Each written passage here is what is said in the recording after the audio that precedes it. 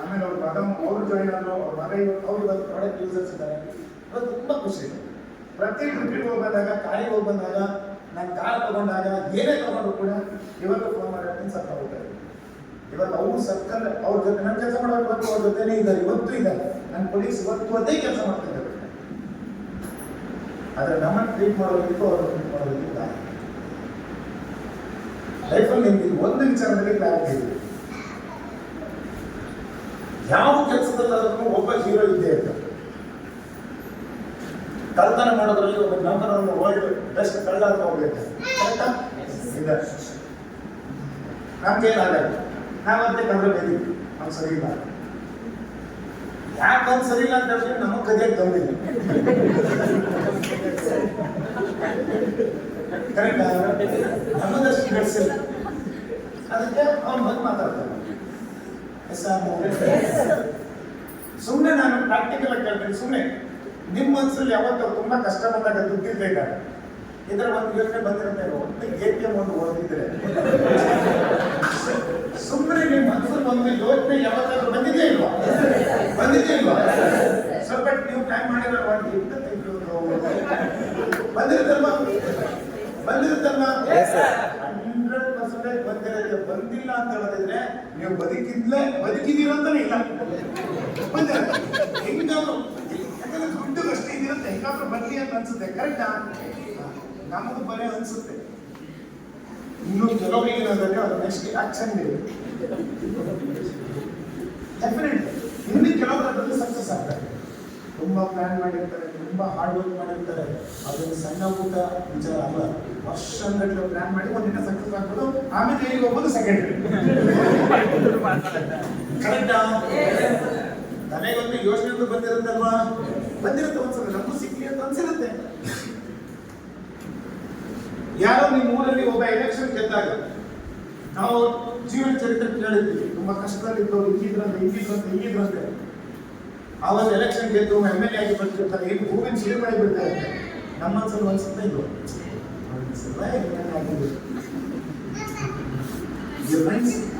ಎಲ್ಲ ಕ್ಷೇತ್ರದಲ್ಲೂ ಗೆದ್ದೋಯ್ತು.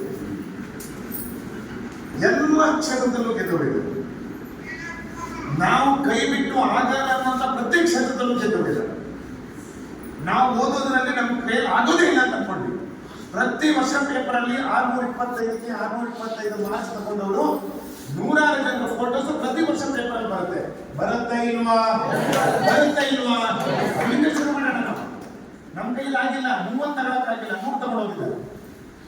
ನಮ್ಮ ಕೈಯಲ್ಲಿ ಆಗಲ್ಲ ಅಂತ ತಕ್ಷಣಕ್ಕೆ ಎಕ್ಸಾಮ್ ಅಲ್ಲಿ 100 ತಗೊಳಕ್ಕೆ ಆಗಲ್ಲ ಅಂತ ಸ್ಟೇಟ್ಮೆಂಟ್ ಕೊಡಕ್ಕೆ ನಾವು ಯಾವ ದಾಸತ್ವ ಮಾಡಲ್ಲ. It's my point. ನನ್ನ ಕೈಯಲ್ಲಿ ಆಗಿಲ್ಲ ಅಷ್ಟೇ. ತಗೊಳಕ್ಕಾಗಲ್ಲ ಅಂತೇನಿಲ್ಲ, ತಗೊಳಕ್ಕಾಗತ್ತೆ. ನನ್ನ ಕೈಯಲ್ಲಿ ಆಗಿಲ್ಲ ಇಷ್ಟೇ. ಎಷ್ಟು ಜನ ನಾಟಕ ಮಾಡ್ದವ್ರಿದ್ದಾರೆ. ಒಬ್ಬ ಮಾಸ್ಟರ್ ಹಿರಣ್ಣಯ್ಯ, ಹಲೋ ಒಂದು ಕಾಲದಲ್ಲಿ ಮಾಸ್ಟರ್ ಹಿರಣ್ಣಯ್ಯ ನಿಂತ್ಕೊಂಡಿದ್ದಾರೆ. ಪೊಲಿಟಿಷಿಯನ್ ಬಾಯಿ ಮುಚ್ಚಿಕೊಡ್ತಾರೆ. ಒಬ್ಬ ಸಮಾಜ ಸುಧಾರಕಾಗಿ ಹೆಸರು ಗುರುತಿಸಿಕೊಂಡಿದ್ರು. ಅವ್ರ ಎದುರುಗಡೆ ಎಂತವ್ರು ಮಾತಾಡಕ್ಕಾಗ್ತಿಲ್ಲ. ನಾಟಕ ತುಂಬಾ ಜನ ಮಾಡಿದ್ದಾರೆ. ಯಾರು ಮಾಸ್ಟರ್ ಹಿರಣ್ಣಯ್ಯ ಆಗಕ್ಕಾಗಲ್ಲ. ಆದ್ರೆ ಒಬ್ಬ ಮಾಸ್ಟರ್ ಹಿರಣ್ಣಯ್ಯ ಹುಟ್ಟಬಹುದು. ಎಷ್ಟೋ ಜನ ಫಿಲ್ಮ್ ಇಂಡಸ್ಟ್ರಿ ಬಂದಿದ್ದಾರೆ. ಎಲ್ಲರೂ ರಾಜ್ಕುಮಾರ್ ಆಗ್ಬೋದು, ಆದ್ರೆ ಒಬ್ಬ ರಾಜ್ಕುಮಾರ್ ಇದ್ದಿಲ್ಲ. ಒಬ್ಬ ಇದ್ದಾರೆ. ಒಂದು ಕ್ರಿಕೆಟ್ ಅಲ್ಲಿ ತೆಂಡೂಲ್ಕರ್ ಇದ್ದಾರೆ, ಕಪಿಲ್ ದೇವ್ ಇದ್ದಾರೆ. ಈಗ ಯಾರು ವಿರಾಟ್ ಕೊಹ್ಲಿ ಅಂತ ಬಂದಿದ್ದಾರೆ, MS ಧೋನಿ ಇದ್ದಾರೆ. ಇನ್ನೊಬ್ಬರು ಪೊಲಿಟಿಷಿಯನ್ ಆಗಿ ನಾಯಕರು ರಾಹುಲ್ ಗಾಂಧಿ ಇದ್ರು, ಇಂದಿರಾ ಗಾಂಧಿ ಇದ್ರು, ಜವಾಹರ್ಲಾಲ್ ನೆಹರು ಇದ್ರು, ಯಾರು ಶಾಸ್ತ್ರಿ ಇದ್ರು. ಈಗ ಒಬ್ಬ ಮೋದಿ ಬಂದಿದ್ದಾರೆ, ಮನಮೋಹನ್ ಸಿಂಗ್ ಇದ್ರು. ನಾಳೆ ಇನ್ನೊಬ್ಬ ಯಾರೋ ಬರ್ಬೋದು. ಆಗಲ್ಲ ಅಂತ ಡಿಸೈಡ್ ಮಾಡೋದಕ್ಕೆ ನಾವ್ಯಾರೋ ನೀವೇ.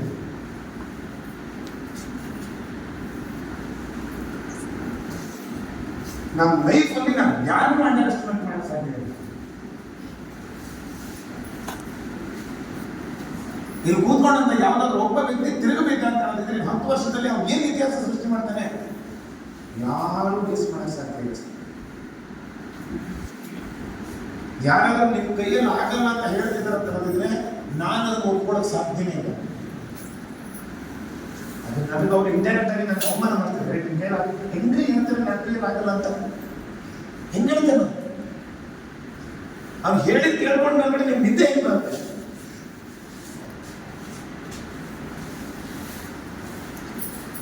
ಇವತ್ತೇನು ಮೋದಿಕೇರ್ ಇಷ್ಟು ಕಲರ್ಫುಲ್ ಆಗಿದೆ. ನಾವು ಮೋದಿಕೇರ್ ಮಾಡ್ಬೇಕಾದ್ರೆ ಹಿಂದಿದ್ದು ಗೊತ್ತೆ ನಿಮಗೆ 80 ಪ್ರಾಡಕ್ಟ್. ಇಡೀ ಕರ್ನಾಟಕ ಒಂದೇ ಆಫೀಸ್ ಇದ್ದಿದ್ದು ಬೆಂಗಳೂರಿನಲ್ಲಿ, ಒಂದೇ ಆಫೀಸ್. ಎಲ್ಲೋ ಬೀದರ್ನ ತುತ್ತ ತುಳಿ ಒಂದು ಪೇಸ್ಟ್ ಕಳಿಸ್ಬೇಕಂತ ಹೇಳಿದ್ರೆ ಬೆಂಗಳೂರಿಂದ ಕಳಿಸ್ಬೇಕಿತ್ತು. ಯಾವ ಟಿವಿ ಇರಲಿಲ್ಲ, ಯಾವ ಮೊಬೈಲ್ ಫೋನ್ ಇರಲಿಲ್ಲ, ಯಾವ ವಾಟ್ಸಪ್ ಅಲ್ಲಿ ಚಿತ್ರ ತೋರ್ಸಕ್ಕೆ ಏನು ಇರಲಿಲ್ಲ.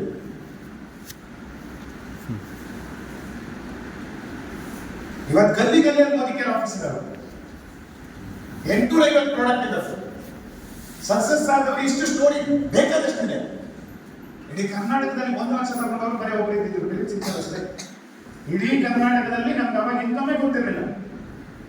ಸುರೇಖಮಾರ್ಗ ಮೇಡಮ್ ಒಂದೇ ಚೆಕ್ ಆಲ್ ಓವರ್ ಇಂಡಿಯಾದಲ್ಲಿ ಓಡಾಡ್ತಾ ಇದ್ದಷ್ಟೇ, ಒಂದೇ ಒಂದು ಚೆಕ್, ಮತ್ತೆ ಯಾರ್ದು ಚೆಕ್ ಮಾಡಿಲ್ಲ. ಸುರೇಖಮಾರ್ಗ ಮೇಡಮ್ ಒಂದು ಚೆಕ್ ನೋಡಿದ್ಬೇಕು, ಅದು 2005 ಗೆ 52 ಲಕ್ಷ. ಅದರ ನಡುವೆ ಚೆಕ್ಕೇ ನೋಡಿಲ್ಲ ನಾವು, ಒಂದು ಚೆಕ್ಕು ನೋಡಿಲ್ಲ ನಾನು. ಮೋದಿಗೆ ನಾನು 8 ವರ್ಷ ತನಕ ಬರೀ ಹೇಳಿ ಕೇಳಿಬಿಟ್ಟು ಒಬ್ಬ ಚೆಕ್ಕು ನೋಡಿಲ್ಲ, ಒಂದು ಕಾಲ್ ನೋಡಿರ್ಲಿಲ್ಲ ನಾವು. ನಮಗೆ ಒಂದೇ ಕಾಣಿಸ್ತಾ ಇದ್ದು ಮೋದಿಗೆ ಸಮೀರ್ ಮೋದಿ. ನಮ್ಮ ಅಪ್ಲೈನ್ ತೋರಿಸ್ತಾ ಇದ್ದಿದ್ದು ಈ ವ್ಯಕ್ತಿ Modi group of company, Modi group of company. ಒಂದು ಬಿಸ್ನೆಸ್ ಮಾಡ್ತಿದ್ದಾರೆ, ಕಾನ್ಸೆಪ್ಟ್ ಅರ್ಥ ಮಾಡಿಸಿದ್ರು, ಭವಿಷ್ಯ ಅರ್ಥ ಮಾಡಿಸಿದ್ರು. ಮಾಡಿದ್ರೆ ಏನಾಗುತ್ತೆ ಅಂತ ಹೇಳ್ತಾ ಇದ್ರು. ಹಿಂಗು ಒಳಗಡೆ ಕುತ್ಕೊಂಡಿದ್ದೀವಿ ಅಂತ ಹೇಳಿದ್ರೆ ಅಷ್ಟು ಅದನ್ನ ಬ್ಲಡ್ ಅಲ್ಲಿ ಹಾಕೊಂಡು ಓದ್ತಾ ಬಿಸ್ನೆಸ್ ಮಾಡಿ. ಸೇಮ್ ನಿನ್ನೆ ನೀವೇನು ನೋಡ್ತಾ ಇದ್ರಿ ಮನೋಜ್, ನಂದು ಸೇಮ್ ಇನ್ಸಿಡೆಂಟ್. ನಾನು ಬ್ಯಾಂಕಲ್ಲಿ ಕೆಲಸ ಮಾಡ್ತಾ ಮೋದಿಕೇರಿ ಜಾಯ್ನ್ ಆಗಿದ್ದು. ಬ್ಯಾಂಕಿನ ಒಂದು ಅಕೌಂಟ್ ನಂಬರ್ ಇತ್ತು, ಮೋದಿಕೇರಿ ಸಪರೇಟ್ ಅಕೌಂಟ್ ನಂಬರ್ ಕೊಟ್ಟಿದ್ದು ಕೊಟ್ಟಿಲ್ಲ. ಆ ಕಾಲದಲ್ಲಿ ಚೆಕ್ ಬರ್ತಾ ಇತ್ತು, ಇಸಿ ಸಬ್ಮಿಟ್. ನಮ್ಗೆ ಏನೇ ಆದ್ರೂ ಕೂಡ ಚೆಕ್ ಡೈರೆಕ್ಟ್ ಆಗಿ ಚೆಕ್ ಬರ್ತಾ ಇತ್ತು, ಇವ್ರು ಬರ್ತಾ ಇತ್ತು, ಡಿ ಬರ್ತಾ ಇತ್ತು. ನಾನು ಬಂದಂತ ನಮ್ಗೆ 120-150 ರೂಪಾಯಿ ಚೆಕ್ ಬರೋದು ಒಂದು 3 ವರ್ಷ ಬಂದಿರುವಂತ ಒಂದು 20-22 ಚೆಕ್ ಬಂದಿದ್ದು ನನಗೆ. ವಾಲ್ಯೂಮ್ ಬೇಕಾ? ಕ್ಲಿಯರ್ ಕೇಳಿ, ನೋ ಪ್ರಾಬ್ಲಮ್. 3 ವರ್ಷ ನನಗೆ ಚೆಕ್ ಬಂದಿರೋದೆಲ್ಲ. 1-2 ವರ್ಷ ಒಂದು 10-12-18 ಚೆಕ್ ಬಂದಿತ್ತು ನನಗೆ, 300-400-500 ಎಲ್ಲ. ಬ್ಯಾಂಕಲ್ಲಿ ಹೋಗ್ತಾ ಇದ್ದೆ, ಪಾರ್ಟಿ ಸ್ವಲ್ಪ ದುಡ್ಡು ಇತ್ತು, ಮೋದಿಕೇರಿ ಬಂದಂತ ದುಡ್ಡು 1 ರೂಪಾಯಿ ಯೂಸ್ ಮಾಡ್ಕೊತೀನಿ. ಆ ಡಿ ಬರ್ತಾ ಇದ್ದೆ, ಬ್ಯಾಂಕಲ್ಲಿ ಇಟ್ಕೊಂಡಿರ್ತೀನಿ.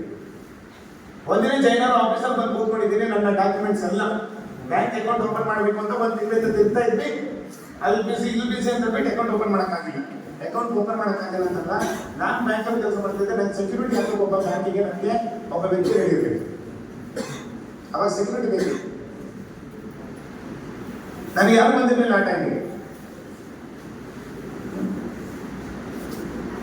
ನಾನು ಬ್ಯಾಂಕ್ ಅಕೌಂಟ್ ಓಪನ್ ಮಾಡೋಣ ನಾನು ಅಷ್ಟೇ ಬೇಡ ಬೋದಾಡಿಸಿದ್ದ ಇದ್ದಾಗೆ ಹೋಗಿ ಚಲೋ ಅಂತ ಸೀರಿಯಸ್ ಆಗಿ ನಾನು ಏನು ಮಾಡಕ್ ಹೋಗಿದ್ದಿಲ್ಲ. ಅಷ್ಟು ಅಕೌಂಟ್, ಅಷ್ಟು ಡಾಕ್ಯುಮೆಂಟ್ಸ್. ಒಂದೇ ನಾವು ಮಂತ್ ಎಂಡ್ ಬಿಲ್ಲಿಂಗ್ ಅಲ್ಲಿ ಆಫೀಸರ್ ಕೂತ್ಕೊಂಡು ಬ್ಯಾಂಕ್ ಅಕೌಂಟ್ ಬಿಲ್ಲಿಂಗ್ ಮಾಡಕ್ ಕೂತ್ಕೊಂಡಿದ್ವಿ. ಮಂತ್ ಎಂಡ್ ಅಲ್ಲಿ ನಾನು ದಿನಕರ್ ಸರ್ ಲೈನ್ ಅಲ್ಲಿ ನಿಂತ್ಕೊಂಡಿದ್ರು, ಇಡೀ ದಿನ ಆಫೀಸಲ್ಲಿ ನಿಂತ್ಕೊಂಡಿದ್ವಿ. 4 ಲಕ್ಷ ಬಿಲ್ ಮಾಡ್ತೀವಿ. ಯಾರೋ ನಮ್ಮನ್ನು ನೋಡಿದ್ರು ಬ್ಯಾಂಕ್ ಮಾಡ್ಕೊಂಡು ಹೋಗ್ಬೇಕು, ಯಾಕಂದ್ರೆ ಇವತ್ತು ಜೋಬಲ್ಲಿ ಬ್ಯಾಗ್ ದುಡ್ಡು ಇರ್ತಾರೆ. ಕೊನೆ ಬ್ಯಾಗ್ ದುಡ್ಡು ಇರಲಿಲ್ಲ, ಅಷ್ಟು ಡಾಕ್ಯುಮೆಂಟ್ಸ್ ಆಯ್ತು, ಅಷ್ಟು ಚೆಕ್ ಕೊಡಿ. 2009 ಮೇಬಿ ನನ್ನ ಲೈಫಲ್ಲಿ ಮೋದಿ ಕೇರ್ನಲ್ಲಿ ಒಂದು ಜಾಯ್ನ್ ಆಗಿದ್ದೀನಿ ಅನ್ನೋದು ಅಸ್ತಿತ್ವ ಬಿಟ್ಟದಿದ್ರೆ ನಾನು ಒಂದೇ ಒಂದು ಡಾಕ್ಯುಮೆಂಟ್ಸ್ ಅಷ್ಟು ಡಾಕ್ಯುಮೆಂಟ್ಸ್ ಇವನ್ ಮಾರ್ಕ್ಸ್ ಕಾರ್ಡಿಂದ ಹಿಡಿದು ಪ್ರತಿ ಒಂದು ಡಾಕ್ಯುಮೆಂಟ್ಸ್ ಎಲ್ಲ ಹೊಡ್ಕೊಂಡು ಎಲ್ಲರೂ ಟೆನ್ಷನ್ ಆಗಿದೆ.